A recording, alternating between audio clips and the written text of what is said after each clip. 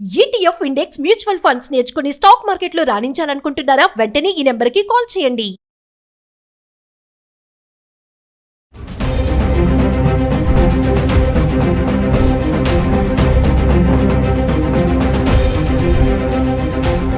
Hi hello నమస్తే, welcome back to Suman TV. ప్రస్తుతం మనతో పాటు ఉన్నారు certified astro business coach Javeria గారు.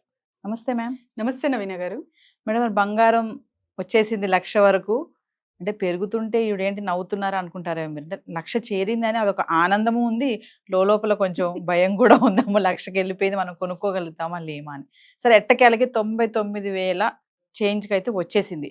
మరి దీనికి చాలా కారణాలే ఉంటాయి బంగారం పెరగడానికి, మీరు చాలా వీడియోలో చెప్పారు. అంటే ఇంటర్నేషనల్ మార్కెట్లో ఆ ప్రభావమే ఈ బంగారం రేట్లు పెరగడానికి అతి ముఖ్యమైన కారణం అంటే ఏం చెప్తారు? ఇప్పుడు ప్రస్తుతం చూసుకుంటే యుక్రెయిన్, రష్యా సో మరి మొదటికి వచ్చినట్టు కనిపిస్తుంది నవీన గారు.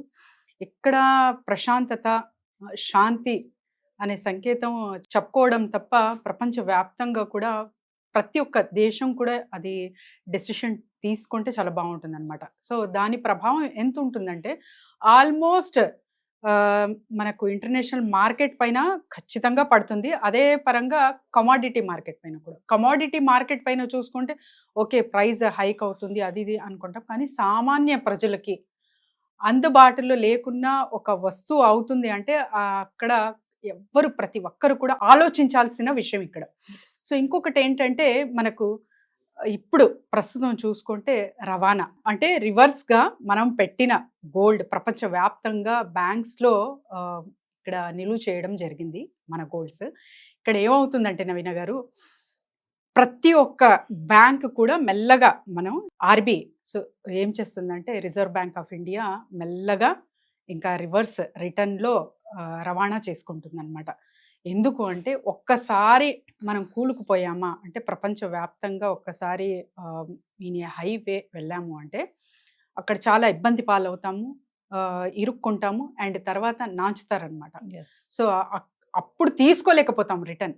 అందుకని మెల్లగా అందరికీ మంచి మాటలతోనే ఉండి చేసుకోవాలి అంటారు కదా. సో అలా రిటర్న్ తేవడం అయితే జరుగుతుంది. సో ఫ్లైట్స్ త్రూ అది చాలా చాలా మనం హ్యాపీ ఫీల్ అవ్వాలి. ఎందుకంటే ఆ థాట్ రావడం కూడా చాలా గొప్ప విషయం నవీన గారు. ఇప్పుడు చూస్తున్నాము ప్రస్తుతం అయితే యుఎస్ ప్రెసిడెంట్ పరిస్థితి. సో ట్రంప్ గారి మనస్తత్వం కానివ్వండి, తను తీసుకుంటున్న డెసిషన్స్ కానివ్వండి, అసలు ఒక్క డెసిషన్ అయినా ఓకే అన్నట్టు లేదు ప్రతి ఒక్కరికి. సో అలాంటప్పుడు మన గవర్నమెంట్ ఎలా ఆలోచిస్తుంది అనే కంపారిజన్లో చూసుకుంటే ది బెస్ట్ థింగ్ అనొచ్చు. వీటికి ఈ పాయింట్కి అయితే నిజంగా హ్యాపీ ఫీల్ అవ్వచ్చు. నిన్న మన వీడియోలో మాట్లాడుకున్నాం జవేరియా గారు, ట్రంప్ స్టీల్, అల్యూమినియం పైన ట్యాక్సెస్ ఏవైతే చేంజెస్ చేస్తున్నారో దాని ఇంపాక్ట్ కూడా గోల్డ్ పైన జరుగుతుంది అనుకోవచ్చు. మరి మామూలుగా చూసుకుంటే ట్రంప్ ఇంపాక్ట్ మీరు ఒక వీడియోలో అన్నారు, చాలా అంత ట్రంప్ అనడానికి లేదండి, కొంతవరకు అయితే ఉంటుంది ఇంపాక్ట్ అన్నారు కదా. సో అది ఎంతవరకు నిజమంటారు? ఖచ్చితంగా నవీన గారు, ఎందుకంటే 25 టు ఆల్మోస్ట్ డబల్ 50% చేయడం అనేది ఎంతవరకు కరెక్ట్? అది అసలు మీరు ఒక డెసిషన్ తీసుకుంటున్నారు. ఈవెన్ గోల్డ్ ప్రైస్ హైక్ అవుతుందా అంటే వెంటనే 50,000 నుంచి ₹1,00,000 అవ్వలేదు. ఎందుకు అవ్వలేదు? అలా చేయకూడదు. ఎంత పెద్ద అంటే ఒక 1 or 2 మెంబర్స్ ఉన్నారు డెసిషన్ మేకర్స్. సో అందుకే జరుగుతుంది మార్కెట్స్ అన్న ఊహాగానాలు కూడా అల్లుతున్నారు చాలా మంది. అది ఎంతవరకు కరెక్ట్ అంటే ఎవరు నిర్ణయించలేము. కానీ ప్రస్తుతం అయితే చూస్తుంటే మనకు గోల్డ్ తగ్గుతుందా అంటే ఆ సూచనలు అయితే కనపడట్లేదు. కానీ తగ్గినా చాలా హ్యాపీ ఫీల్ అవ్వచ్చు, తగ్గాలి అని కోరుకోవచ్చు నవీన గారు. మామూలుగా మేడం, ఇప్పుడు ఏదైనా వస్తువు సరఫరా పెరుగుతుంది అంటే డిమాండ్ ఉంది అనుకుంటేనే దాని రేటు కూడా విలువ పెరుగుతుంది కదా. అంటే బంగారం సరఫరా కూడా ఎక్కువ పెరుగుతుంది అనుకోవచ్చు అంటారా? ఇప్పుడు 99,000 చిల్లరకు వచ్చేసింది అంటే 1,00,000కి దగ్గరలోనే ఉంది. మ్యాక్సిమం మనం ఈవినింగో రేపటికో వినొచ్చాము 1,00,000 రేట్ అనేది. అంటే సరఫరా ఉంది కాబట్టి, డిమాండ్ ఉంది కాబట్టి ఇలా పెరుగుతుంది అంటే.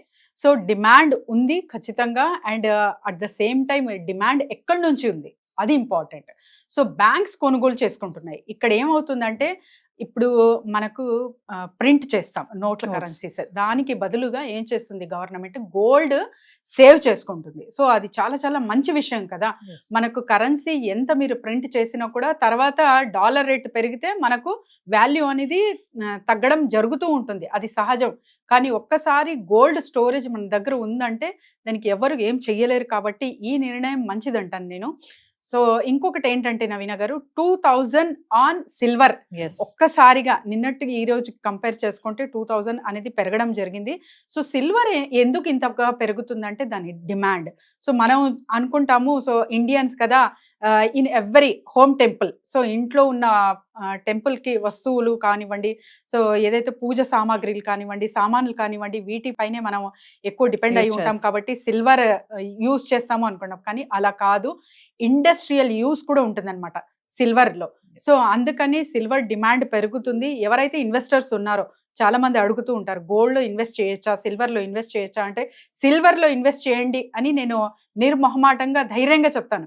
ఎందుకంటే దాని డిమాండ్ చాలా ఎక్కువ ఉంది అండ్ అది స్థిరంగా ఉంటుంది. మీరు ఇప్పుడు ఈ రోజే ఇన్వెస్ట్ చేయొచ్చు, రేపు కూడా ఇన్వెస్ట్ చేయొచ్చు, 1 month or 1 year తర్వాత కూడా ఇన్వెస్ట్ చేయొచ్చు. You will get the same result. Yes. But gold అలా కాన్స్టెంట్ గా లేదు కాబట్టి ఒక 10% మాత్రమే కేటాయించండి అని చెప్తాం నవీన్ గారు. సో జవేరి గారు, ఒకసారి మరి బంగారం ధరలు దేశవ్యాప్తంగా ఎలా ఉన్నాయి అనేది చూద్దామా? షూర్. సో చెన్నైలో చూసుకుంటే 24 క్యారెట్స్ ధర 10 గ్రాములకి 99,610 రూపీస్ ఉంది. 22 క్యారెట్స్ ధర 10 grams కి 91,310 రూపీస్ ఉంది. అండ్ మనకు ముంబైలో చూసుకుంటే 24 క్యారెట్స్ ధర 99,610 ఉండగా మరి 22 క్యారెట్స్ ధర 10 గ్రాములకి 91,130 రూపీస్ ఉంది. హైదరాబాద్ సంగతి ఏంటి?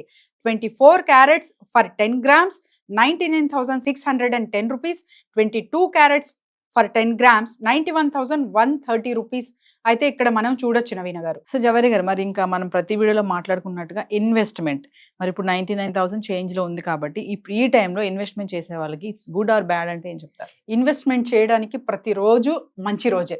మీ డబ్బు ఎలాగో అలాగో ఆదా చెయ్యాలి అన్న నిర్ణయం చాలా గొప్పది.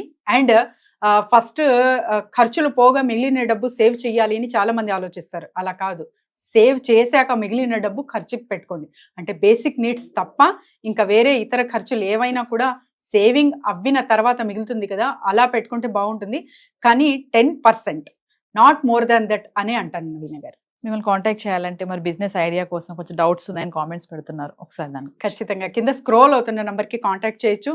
ఎంఎస్ఎంఈ బిజినెస్ ఐడియాస్ కావచ్చు, లేదా ఒక ప్రమోషన్ చేసుకోవాలి బిజినెస్కి అని కావచ్చు. క్లాసెస్ ఉంటాయి monthly, business ideas classes. And చాలా మంది సక్సెస్ అంటే బిజినెస్లో సక్సెస్ అయిన వాళ్లకు మనం గెస్ట్గా పిలిచి సో వాళ్ళ సీక్రెట్స్ ఏంటి, బిజినెస్ సీక్రెట్స్ అండ్ టిప్స్ కానివ్వండి, అండ్ తర్వాత ఏ ఫీల్డ్లో మనం ఇన్వెస్ట్ చేస్తే బాగుంటుంది, ఇవన్నీ చర్చిస్తాం. కాబట్టి మంత్లీ వన్స్ క్లాస్ ఉంటుంది నవీన గారు. కింద స్క్రోల్ అవుతున్న నెంబర్కి కాంటాక్ట్ చేస్తే టీమ్ విల్ గైడ్ దెమ్.